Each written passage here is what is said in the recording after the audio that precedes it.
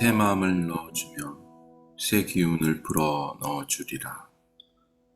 너희 몸에서 돌처럼 굳은 마음을 도려내고 살처럼 부드러운 마음을 넣어주리라. 아멘. 하나님, 오늘도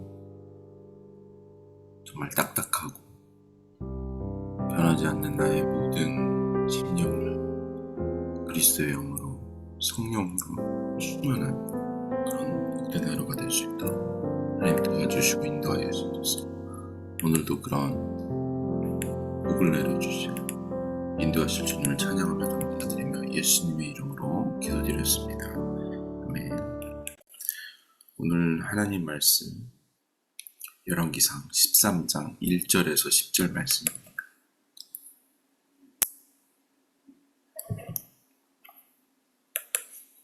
제13장.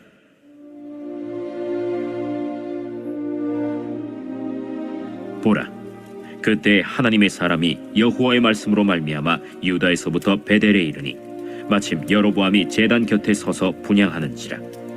하나님의 사람이 제단을 향하여 여호와의 말씀으로 외쳐 이르되, 제단아, 제단아, 여호와께서 이와 같이 말씀하시기를 다윗의 집에 요시아라 이름하는 아들을 낳으리니 그가 내 위에 분향하는 산당 제사장을 내 위에서 제물로 바칠 것이요 또 사람의 뼈를 내 위에서 사르리라 하셨느니라 하고 그날에 그가 징조를 들어 이르되, 이는 여호와께서 말씀하신 징조라.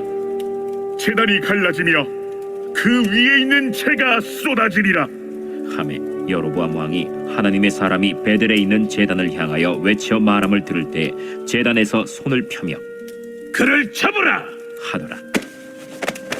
그를 향하여 편 손이 말라 다시 거두지 못하며 하나님의 사람이 여호와의 말씀으로 보인 징조대로 제단이 갈라지며 재가 제단에서 쏟아진지라. 왕이 하나님의 사람에게 말하여 이르되, 청하건대 너는 나를 위하여 내 하나님 여호와께 은혜를 구하여 내 손이 다시 성하게 기도하라. 하나님의 사람이 여호와께 은혜를 구하니 왕의 손이 다시 성하도록 전과 같이 되니라. 왕이 하나님의 사람에게 이르되, 나와 함께 집에 가서 쉬라. 내가 네게 예물을 주리라. 왕께서 왕의 집 절반을 내게 준다 할지라도 나는 왕과 함께 들어가지도 아니하고 이곳에서는 떡도 먹지 아니하고 물도 마시지 아니하리니 이는 곧 여호와의 말씀이 내게 명령하여 이르시기를 떡도 먹지 말며 물도 마시지 말고 왔던 길로 되돌아가지 말라 하셨음이니이다.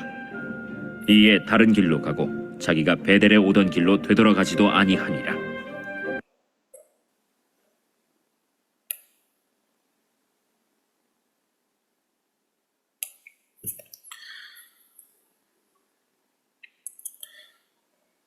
네, 오늘 본문은 여로보암 왕이 북이스라엘 왕국이 세워지는 과정에서 잘못된 종교 시행에 대한 익명의 유다 선지자를 통한 하나님의 심판을 기록하고 있습니다. 오늘 여로보암에게 충분한 회개의 기회가 주어졌으나 그가 이제 결코 돌이키지 않음을 이제 13장 전체를 통해 기록합니다. 오늘 특이한 점은 하나님께서 하나님의 선지자를 베델로 보내어 하나님의 심판을 예언하게 합니다. 선지자라는 표현보다는 하나님의 사람으로 기록하고 있습니다. 여로보암의 태도는 하나님의 말씀을 거스려 불순종으로 하나님의 진노를 일으키며 죄악의 길을 걷게 됩니다. 하나님의 선지자는 하나님의 말씀에 순종하여 경고하는, 또 베델로 말씀에 따라 순종합니다. 지금 여로보암과 하나님의 선지자가 대조적이죠.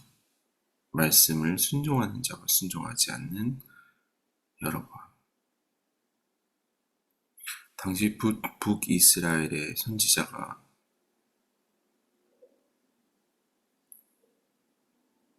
없어서 남쪽에서 하나님이 보내신 영적인 현실이 그대로 드러납니다. 북이스라엘에서 유명했던 엘리야, 엘리사, 호세아, 요나 등 북이스라엘에도 하나님의 선지자 사람들이 많았습니다. 그러나 여로보암 시대에는 여로보암에게 하나님의 말씀을 전하는 그런 선지자가 없었음을 알 수 있습니다. 하나님의 말씀을 거부한 여로보암은 그 제단이 갈라지고 재가 쏟아지는 그 상황 속에서도 자신의 힘을 믿은, 여기서 손이 말랐다고 4절에 나오죠. 손은 힘과 권능의 뜻을 가진 상징적인 신체 부위죠. 여로보암은 이제 아주 무기력한 상태로 손이 말라버렸습니다. 여로보암이 힘과 고집을 꺾고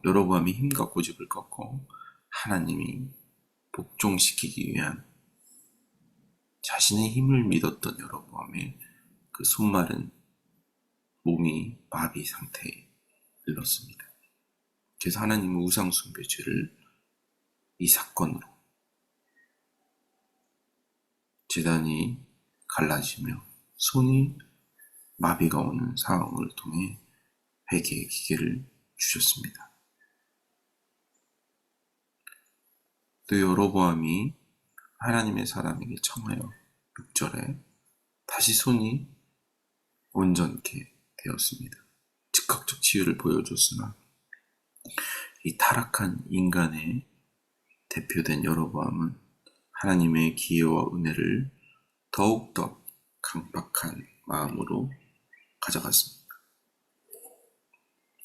얄팍한 인간들은 마른 손만 놨고 당장 온전해지며 또 다시 죄 가운데 머물게 되는 여로보암 모습을 통해 우리의 죄상을 볼 수 있습니다. 하나님의 자비를 구할 때 이제는 하나님의 고침이 필요 없을 때 너무나 다른 행동을 보입니다. 하나님 앞에 금송아지 우상을 만들어 놓고도 하나님이라고 말하는 영적인 악함, 여호와 하나님을 인정하지 못하는 교만함.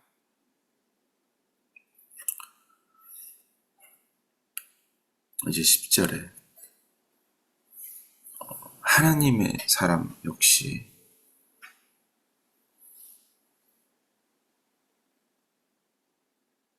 다시 다른 길로 떠났다고 기록되고 있습니다. 결국 베델에 오던 길로 가지 않았다는 것은 이 하나님의 사람 역시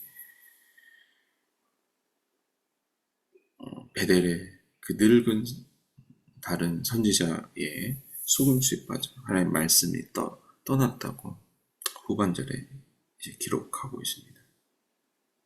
결국 하나님의 사람도 하나님의 말씀의 순종을 통해 여로보암에게 하나님의 말씀을 전했지만 그의 마지막 모습은 하나님의 불순종으로 하나님의 말씀을 떠났다고 기록이 되어 있습니다. 우리 그리스도인은 하나님의 은혜로 구원받았죠. 우리가 말씀 안에서 계속 순종했을 때, 말씀 안에 거하고 있을 때, 성령이 우리를 인도할 때 우리는 주님의 말씀에 순종할 수 있습니다. 그러나 우리 역시 하나님의 말씀을 우리는 하나님의 말씀에 순종한 길을 떠나게 됩니다. 우리의 연약한 모습이죠. 오늘도 우리가 주님의 말씀, 순종의 순종을 끝까지 주의 말씀을 걸어가는 하나님, 우리의 마음 가운데 완악한 마음, 굳어버린 마음을 부드럽게 하여 주시고 순종할 수 있게 하여 주시고 순종 후에 또 순종으로 말씀으로 나아갈 수 있는 그런 복을 허락하여 주옵소서. 오늘도 온전한 말씀 가운데 살아내는 우리 복된 하나님, 성령을 부어주시옵소서. 우리의 삶을 인도하실 주님을 찬양하며 감사드리며 이번 말씀 예수님의 이름으로 기도드렸습니다. 우리를 의 영을 부어주실 주님을 찬양하며 오늘도 승리하는 복된 하루 되길 축복합니다. 아멘.